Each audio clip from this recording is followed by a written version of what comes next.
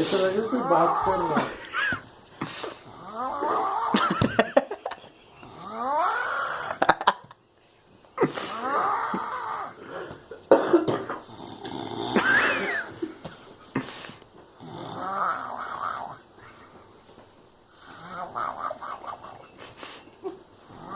अलग अलग अभी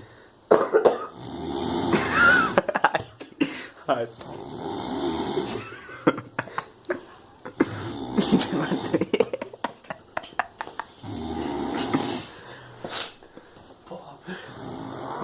देख ऑन टाइम जाती